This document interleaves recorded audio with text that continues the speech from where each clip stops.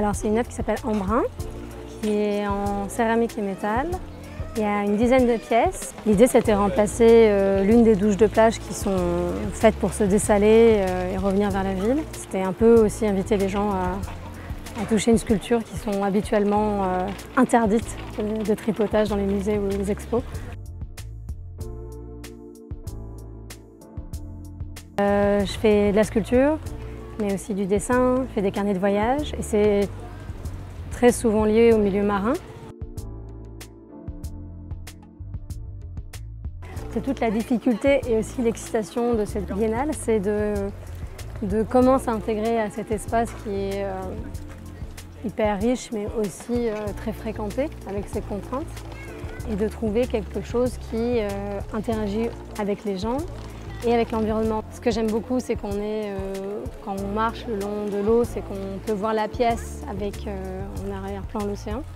Donc c'est directement en contact avec le milieu marin.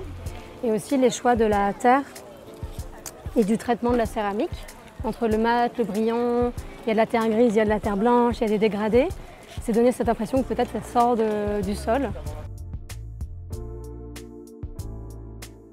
Et c'est vrai qu'ici, il y avait ce golfe de Gascogne qui a une histoire de la pêche très importante qui m'intéressait beaucoup.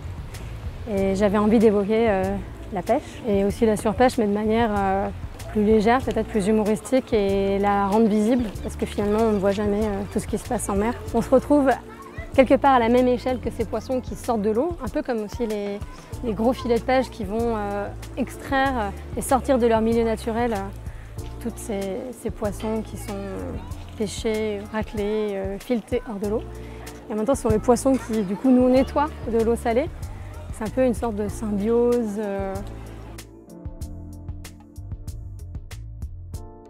C'était ma grande aussi préoccupation, c'est me dire peut-être que les gens ne vont pas oser parce qu'il y a toujours un côté précieux, fragile dans la céramique, alors qu'en fait c'est quand même hyper costaud et que ça résiste à la pression, à l'usure très bien. Quand on a travaillé à l'atelier métal à Anglette et on a pu installer le bouton pression standard de douche à la structure métallique interne qui solidifie tout, c'est vrai que d'un seul coup la magie a opéré, genre ah c'est bon, ça devient une douche parce qu'il y a ce petit bouton sur la sculpture.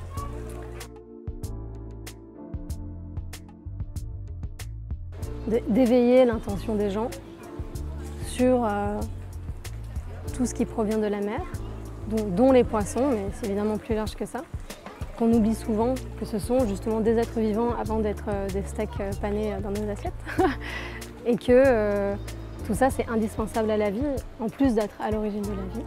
Et je trouve que c'est important dans la sensibilisation à l'environnement, de ne pas être seulement dans la culpabilisation, mais aussi de passer par l'émerveillement.